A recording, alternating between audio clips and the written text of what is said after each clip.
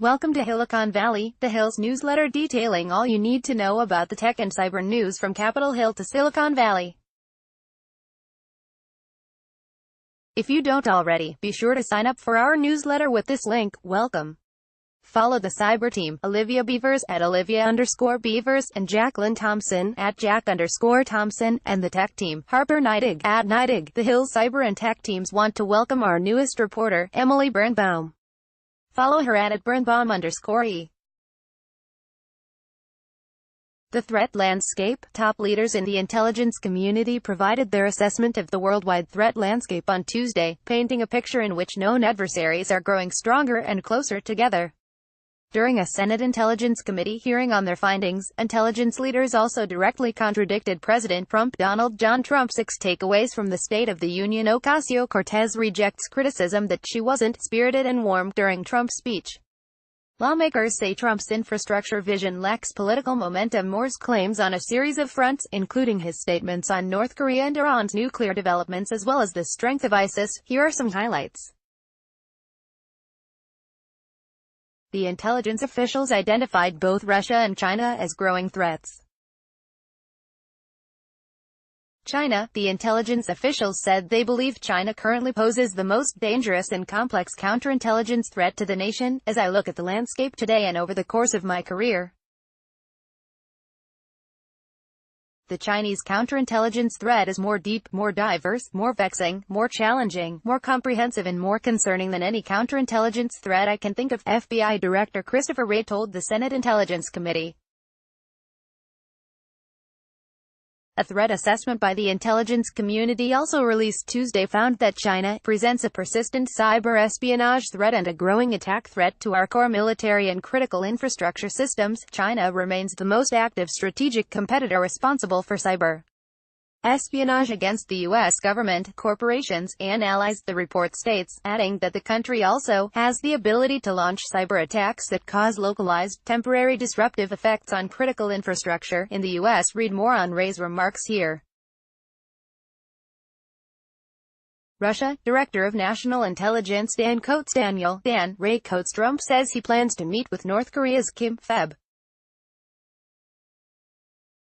27 to 28 Trump administration, no evidence foreign entity had material impact on midterms overnight. Defense. Dems aim to block use of defense funds for wall. Watchdog issues new warning on Syria withdrawal. Trump wants to watch Iran from Iraq. Moore told lawmakers that U.S.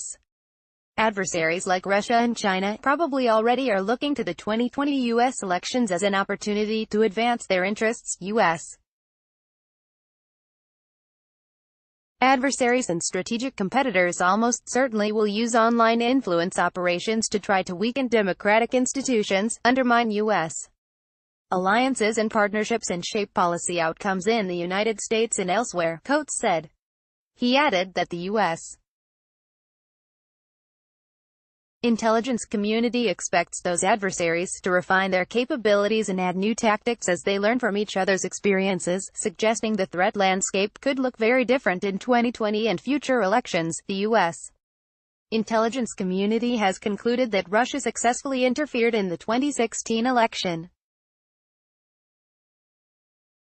However, Coates said late last year that while Russia and others launched influence campaigns ahead of the midterm elections, individual races were not compromised. Tech giants like Facebook and Twitter have faced intense criticism for not doing enough to combat Russian misinformation campaigns that emerged on their platforms during the 2016 election. FBI Director Wray said foreign countries are continuing to use social media to influence American opinion. However, both Wray and Coates said social media companies are now working far more closely with the intelligence community and attempting to cut down those efforts. More on the threats to 2020 here. And Russia and China are teaming up. U.S. intelligence leaders warned Tuesday that Russia and China are becoming increasingly aligned as the two nations seek to compete against the U.S. and its allies. Moscow's relationship with Beijing is closer than it has been in many decades, Coates told lawmakers. At the same time, some U.S. allies and partners are seeking greater independence from Washington in response to their perceptions of changing U.S. policies on security and trade, and are becoming more open to new bilateral and multilateral partnerships, the report states. The intelligence assessment says Russia and China are seeking to assert their dominance over the international system by growing stronger, across all domains, including racing for technological and military superiority. More on the double threat here. Need more to worry about. North Korea. Director of National Intelligence Dan Coates threw cold water on the idea that North Korea will fully get rid of nuclear weapon stockpiles, stating that the hermit nation views these capabilities as key to its survival. We currently assess that North Korea will seek to retain its weapons of mass destruction capabilities, Coates told members of the Senate Intelligence Committee during the panel's Worldwide Threats hearing. The country is unlikely to completely give up its nuclear weapons and production capabilities because its leaders ultimately view nuclear weapons as critical to regime survival, he continued. The intelligence assessment appears to dismiss the possibility that the Trump administration can reach its stated goal to denuclearize the Korean peninsula. More on that here. Iran. Speaking on behalf of the other officials at the hearing, Coates said the intelligence community also found that Iran is not currently seeking to develop its nuclear weapons capabilities. We continue to assess that Iran is not currently undertaking the key nuclear weapons development activities we judge necessary to produce a nuclear device, their assessment reads. The assessment warns, though, that Iranian officials are threatening to begin building up the country's nuclear capabilities if Tehran does not gain the tangible trade and investment benefits it expected from the Joint Comprehensive Plan of Action (JCPOA), an Obama-era deal that Trump withdrew the U.S. from last year.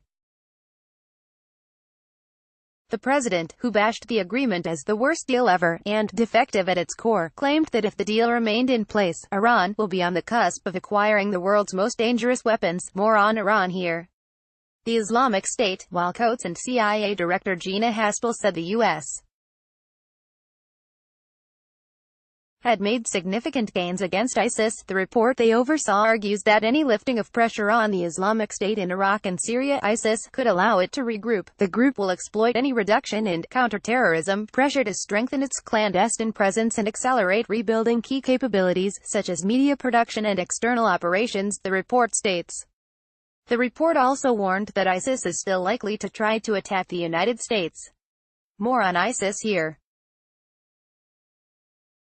EU calls for more action on fake news. The European Union is calling on U.S. tech giants to step up their efforts against disinformation on their platforms as the EU prepares for new elections. The EU's enforcement body, the European Commission, lauded Google, Facebook, Twitter and Mozilla on Tuesday for steps they have taken, but said more needs to be done. Signatories have taken action, for example giving people new ways to get more details about the source of a story or ad. Andras Ansip, the Commission's vice president for the digital single market, said in a statement. Now they should make sure these tools are available to everyone across the EU, monitor their efficiency, and continuously adapt to new means used by those spreading disinformation. There's no time to waste. The companies and some of their trade associations signed a commitment this month to better combat the spread of disinformation, and this week they submitted their first progress reports on the effort. The Commission's Code of Practice calls for transparency around political ads, a crackdown on bots and fake accounts, and making data available for researchers. Read more here. Facebook and Google take heat after media layoffs. Critics are targeting Facebook and Google after a week of high-profile layoffs in the media industry, pointing to their dominance over internet ads as the reason news outlets are struggling. BuzzFeed announced last week that it would be cutting 15% of its staff, including 43 journalists in its news division. The same day, HuffPost's parent company Verizon said it's planning to lay off 7% of its media division, which also includes Yahoo News. And Gannett, the local newspaper holding company that publishes USA Today, began a new round of cuts to its regional outlets. Some are laying the blame on owners and hedge funds, while others say that the internet itself has made it harder to sustain a successful media outlet. But many, including some high-profile Democratic lawmakers, are pointing to Facebook's and Google's power over the market for online ad revenue as the reason news outlets are struggling to establish a stable business model. The two companies take in the majority of internet advertising revenue in the U.S. And critics say that the current state of affairs leaves little for newspapers hurt after years of declining print revenue. Read more here. Iran is at it again. A cyber-espionage group linked to Iran has targeted telecommunications and high-tech industries in order to steal personal information, according to a new report. Cybersecurity firm FireEye announced Tuesday that it has added the newly identified group called APT-39 to its growing list of advanced persistent threats. APT-39's focus on personal information likely supports the planning, monitoring, and tracking of intelligence operations that serve Iran's national priorities, Benjamin Reed, FireEye's senior manager of cyber-espionage analysis, said in a statement. The espionage group's cyber heists are hitting a series of targets, according to FireEye. While APT-39's targeting scope is global, its activities are concentrated in the Middle East. APT-39 has prioritized the telecommunications sector, with additional targeting of the travel industry and IT firms that support it in the high-tech industry, the report reads. APT-39 is different from other Iranian groups tracked by FireEye because of its focus on personal data, the firm said. The release of the report comes on the same day that U.S. intelligence leaders unveiled their latest worldwide threat assessment, which warns that Iran continues to present a cyber-espionage and attack threat to the U.S. and its allies. Iran uses increasingly sophisticated cyber techniques to conduct espionage. It is also attempting to deploy cyber attack capabilities that would enable attacks against critical infrastructure in the United States and allied countries, the intelligence report warns. U.S. officials described in the report how Iran has sophisticated capabilities and could cause major disruptions for a large company, from days to weeks. More on the group here. Fighting friendly fraud, Democratic sends. Ed Markey Edward, Ed, John Markey actor Chris Evans meets with Democratic senators before State of the Union climate change on front burner after 8 years of GOP rule. Ocasio-Cortez starts to fill in details of Green New Deal. Moore, Mass, and Richard Blumenthal, Con, are demanding answers from Facebook CEO Mark Zuckerberg. Mark Elliott Zuckerberg. Hillicon Valley, groups protest invasive, smart wall technologies. Officials find foreign meddling had no impact on midterms. Tech giants pull big profits despite controversy. Dems press Apple over FaceTime bug. Facebook bans insurgents in Myanmar. The Hill's 12:30 report. What to watch in tonight's State of the Union. Trump tweets about human wall. How Dems aim to challenge Trump tonight. Record profits put new bullseye on tech giants. More about recently unsealed court documents that show the tech giant knowingly tricked children into spending their parents' money without permission. Markey and Blumenthal, members of the Senate Commerce Committee, called the revelations in a Center for Investigative Reporting report last week highly troubling. A new report from the Center for Investigative Reporting shows that your company had a policy of willful blindness toward credit card charges by children, internally referred to as friendly fraud, in order to boost revenue at the expense of parents, Markey and Blumenthal wrote in the letter. Notably, Facebook appears to have rejected a plan that would have effectively mitigated this risk and instead doubled down on maximizing revenue, they added. We write to request additional information about these highly troubling allegations. The senators are demanding Zuckerberg answer questions including when Facebook first became aware that children were spending their parents' money, what policy changes have been implemented at the company since the class action lawsuit, whether the Federal Trade Commission (FTC) has contacted Facebook over the issue, and more. Markey and Blumenthal are asking for a response to their letter to Zuckerberg by February 19. More on the controversy here. Seems fine and normal. Apple said Monday that it is working to fix a FaceTime bug that allows iPhone users to hear through someone else's iPhone even if the person doesn't answer a FaceTime call. A spokesperson for Apple told CNBC that the company will release a software update this week with a fix to the bug. We're aware of this issue and we have identified a fix that will be released in a software update later this week, the spokesperson said.